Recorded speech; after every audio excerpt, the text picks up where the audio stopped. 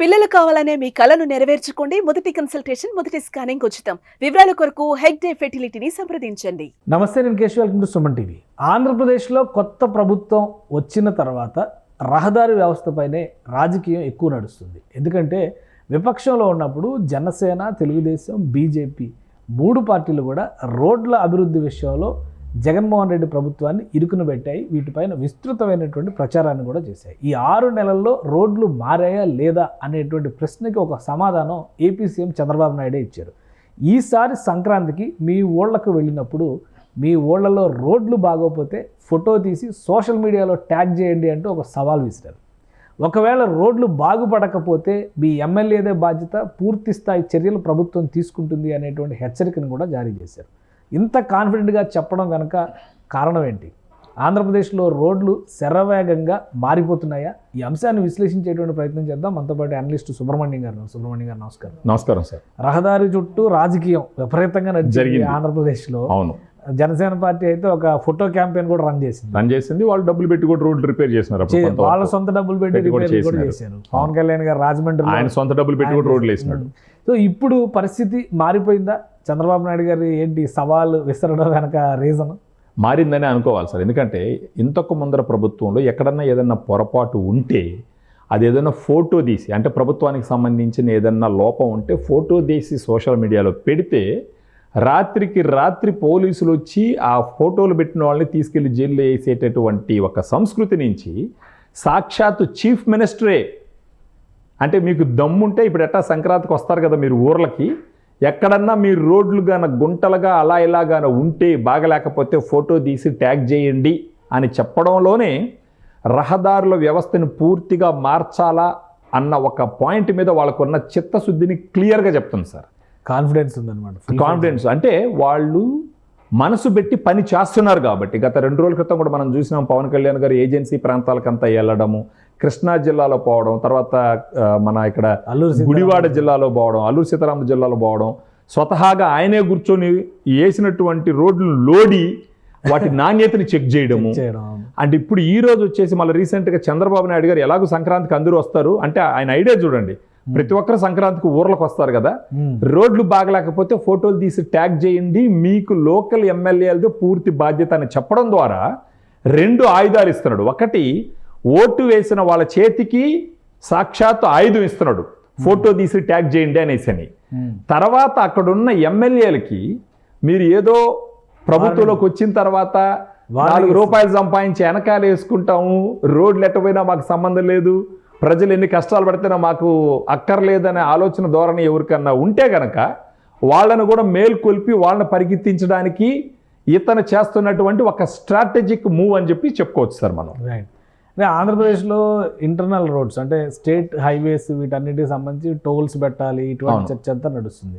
ఇప్పుడు నిర్మాణం జరుగుతున్నటువంటి రోడ్లన్నీ కూడా పూర్తిగా సెట్ చేయడం, పూర్తిగా ప్రభుత్వ నిధులతోనే నిర్మాణం చేస్తున్నారు. ఎంత మేరకు నిర్మాణాలు జరిగి ఉండొచ్చు? ఎందుకు అంత కాన్ఫిడెంట్గా వీళ్ళు మాట్లాడుతారు? వాళ్ళు ప్రోగ్రెస్ రిపోర్ట్ ఇస్తూ ఉన్నారు సార్. యాక్చువల్గా మీరు చూసినారంటే వాళ్ళు ప్రోగ్రెస్ రిపోర్టు వాళ్ళ ఎక్స్ అకౌంట్స్లో కానీ, న్యూస్ పేపర్లో కానీ, వీడియోస్లో కానీ చెప్తూ ఉన్నారు. యాక్చువల్గా ఒకవేళ దాంట్లో చిత్తశుద్ధి లేకుంటుంటే ఈ ప్రోగ్రెస్ రిపోర్ట్ అన్నది ఎవరు ఎక్కడెక్కడికైతే వాళ్ళు వెళ్ళి ప్రామిస్ చేసినారో ఈ పల్లి పండుగల్లో కూడా ఈ రోడ్డు చేపిస్తాం అన్నది ప్రతిదీ చేయడం మొదలుపెట్టినారు. సో బేసిక్ ఐడియా ఏంటంటే సంక్రాంతి టయానికి నవంబర్లోనే చెప్పినారు ఎవరు, చంద్రబాబు నాయుడు గారు, సంక్రాంతి అప్పటికి రాష్ట్రం మొత్తం మీద ఉన్న రోడ్లు ఎక్కడైతే గుంతలు ఉన్నాయో అన్నిటిని పోడ్చాలా, రోడ్డుల్ని సాధారణం చెయ్యాలా అన్నది ఒక ప్రాజెక్టు.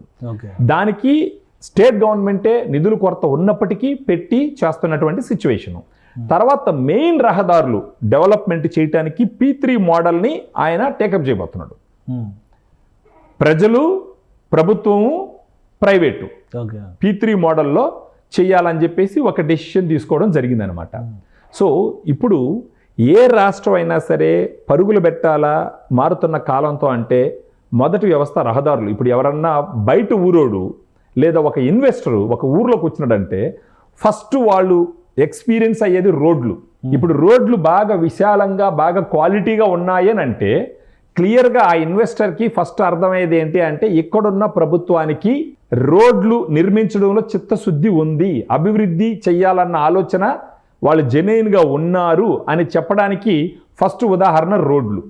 సో ఈ విషయం చంద్రబాబు నాయుడు గారికి తెలుసు కాబట్టి ఈ విషయం మీద క్లియర్గా ఫోకస్ చేసి, ఇంతకు ముందర మనం ఒకసారి విన్నాం, కేటీ రామారావు గారు చెప్పినారు, ఆయన ఫ్రెండ్ ఎవరో ఆంధ్రప్రదేశ్కి వెళ్ళి సంక్రాంతికి వచ్చిన తర్వాత చెప్పినాడు కరెంటు గురించి, రోడ్ల గురించి. కేటీఆర్ గారే ఇక్కడ అన్నారు, నా ఫ్రెండ్ ఒక ఆయన ఆంధ్రప్రదేశ్కి సంక్రాంతికి వెళ్ళి వస్తే అక్కడ కరెంటు లేదు, తర్వాత రోడ్లు కూడా ఘోరంగా ఉన్నాయి, మీరిదే గొప్పగా ఉండదని ఆయన ఫ్రెండ్ చెప్పినటువంటి సందర్భం.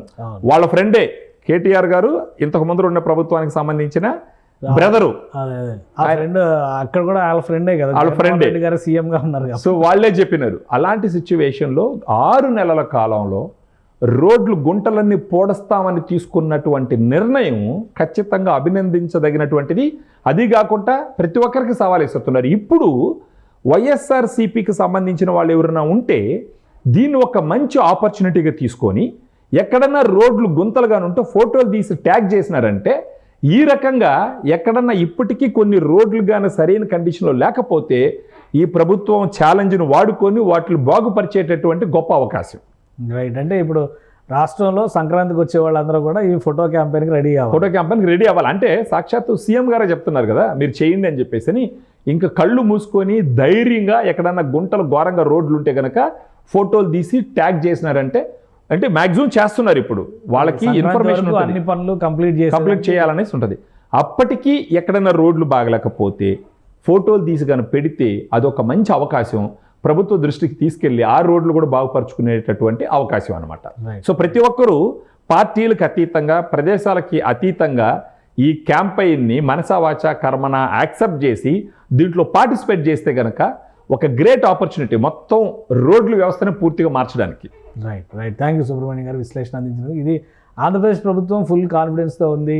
ఇప్పటివరకు రహదారి వ్యవస్థ సరిగ్గా లేదు అని భావిస్తున్నటువంటి ఆ రాష్ట్ర ప్రజలకే ఒక సవాల్ విసురుతుంది. మొత్తంగా టార్గెట్ పెట్టుకొని సంక్రాంతిలోపు పెద్ద ఎత్తున రహదారి వ్యవస్థని స్టెబిలైజ్ చేసేటువంటి ప్రక్రియని ఏపీ ప్రభుత్వం అమలు చేస్తుంది. అందుకే ఈ సవాల్ విసిరారన్నారు. సో సంక్రాంతికి చూద్దాం, సంక్రాంతికి సొంత ఊళ్ళకి వెళ్ళేటువంటి ఆంధ్రప్రదేశ్ ప్రజలకి ఎంతవరకు సౌకర్యవంతమైనటువంటి ప్రయాణం ఉంటుందో వేచి చూడాలి. ఇది special discussion. Keep watching. Suman టీవీలో మీ పర్సనల్ అండ్ బిజినెస్ ప్రమోషన్స్ కోసం కింది నెంబర్కి కాంటాక్ట్ చేయండి.